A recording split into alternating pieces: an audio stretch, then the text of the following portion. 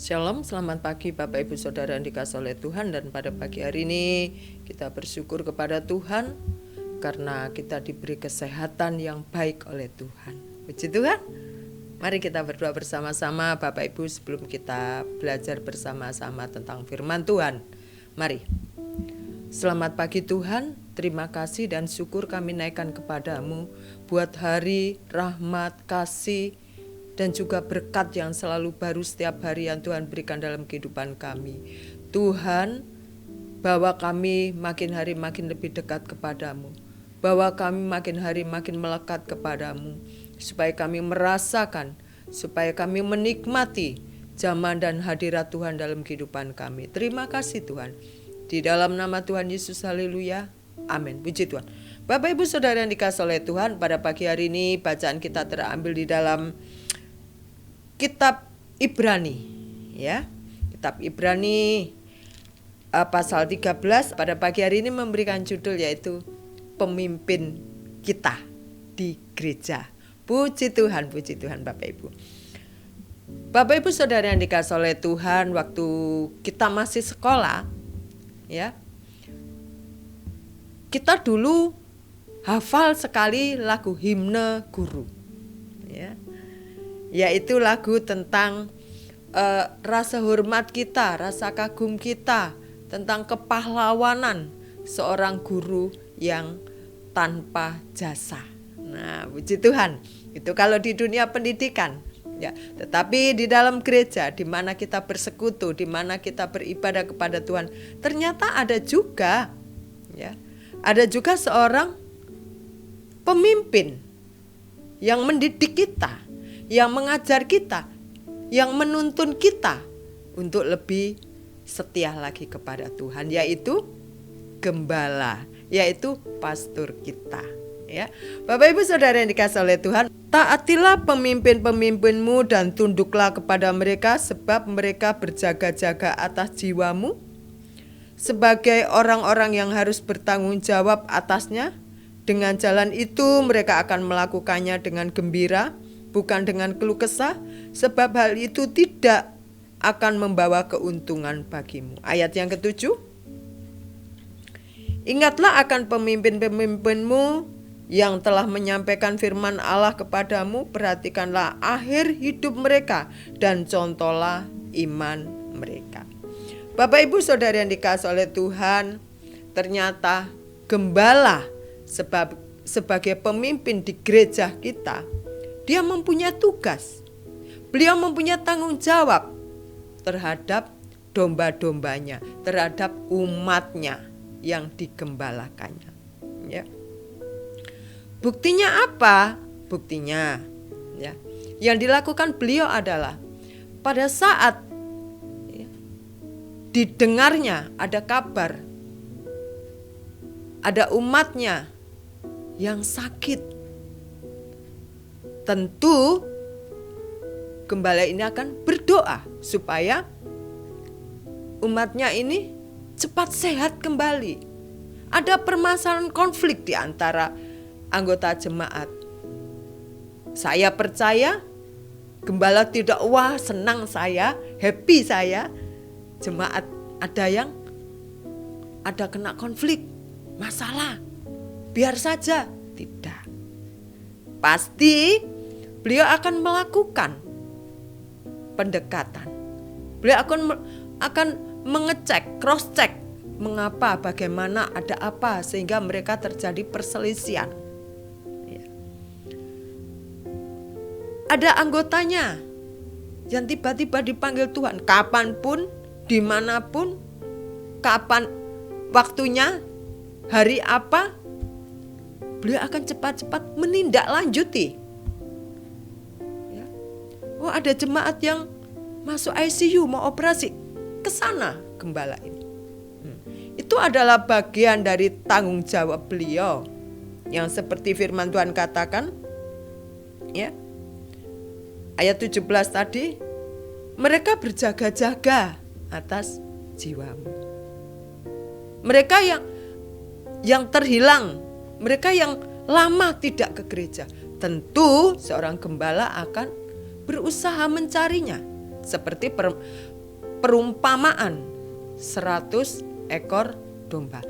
1 ekor yang hilang, gembala tidak membiarkan atau enggak apa-apa lah, kan masih ada 99, tidak. Ya, gembala ini akan mencari, bahkan di jurang pun dia akan berusaha untuk menyelamatkan domba itu. Bapak Ibu Saudara yang dikasih oleh Tuhan, ya. Kalau kita berbicara tentang gembala, pastor, kita akan mempunyai konotasi begini. Apakah dia ini lepas? Apakah beliau ini mengerti sih kesusahan seperti yang aku alami? Apakah beliau juga pernah capek, sakit, ya, stres? Pasti secara manusia beliau pernah mengalami begitu.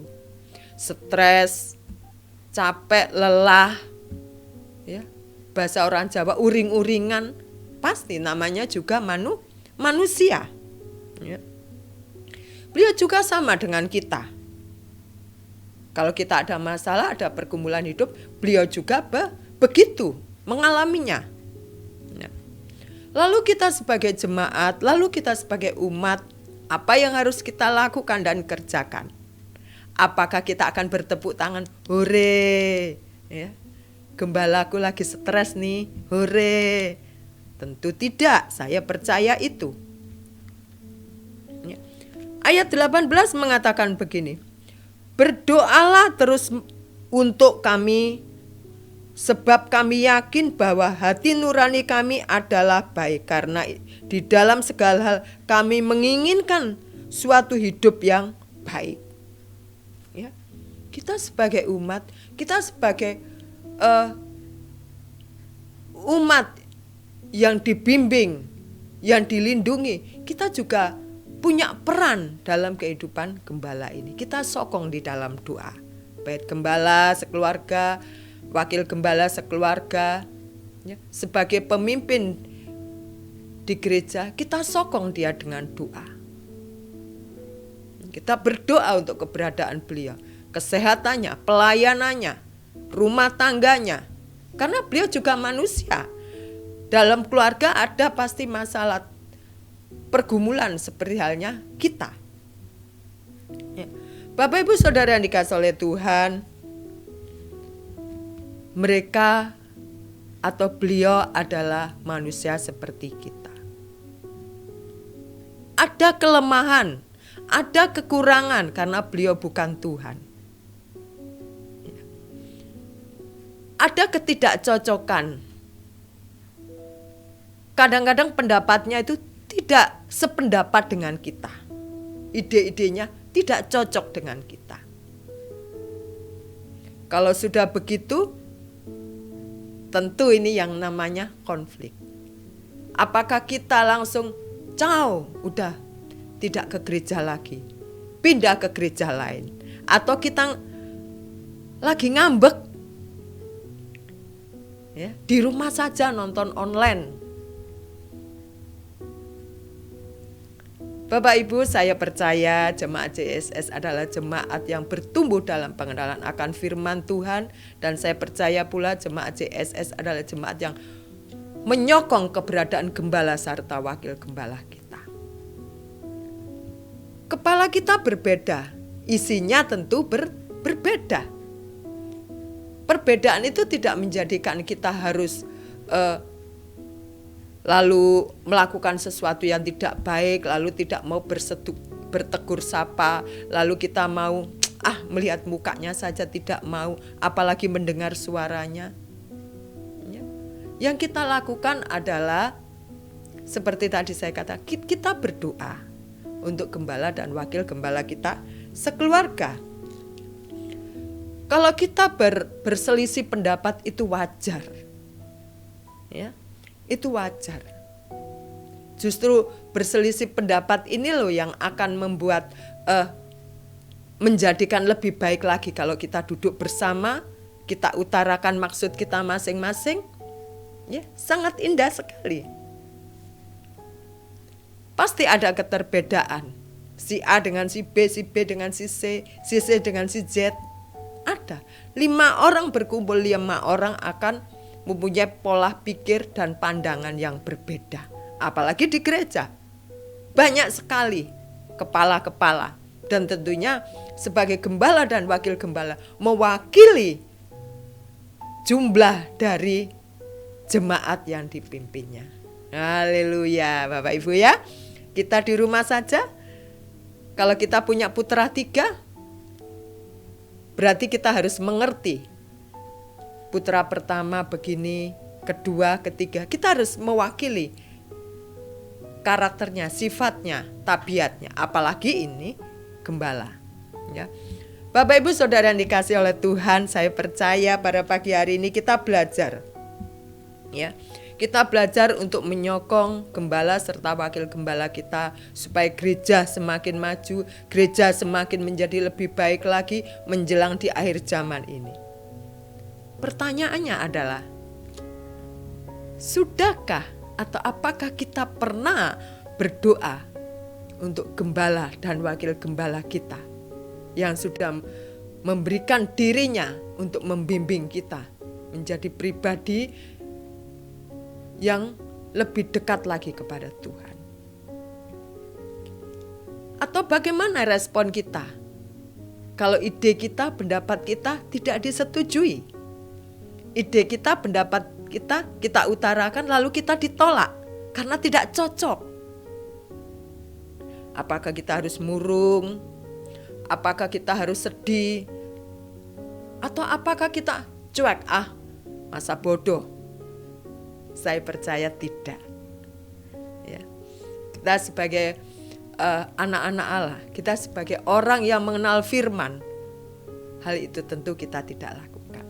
Kita rindu setiap kita, jemaat JSS menjadi saluran berkat, memberkati, memberikan dukungan, memberikan support bagi gereja kita untuk semakin bertumbuh lebih baik lagi. Terima kasih Bapak Ibu Saudara yang dikasihi oleh Tuhan yang sudah memberikan dirinya membantu pelayanan di gereja dengan waktu, tenaga yang sudah disumbangkan, yang sudah diberikan kepada gereja sehingga gereja semakin bertumbuh ya.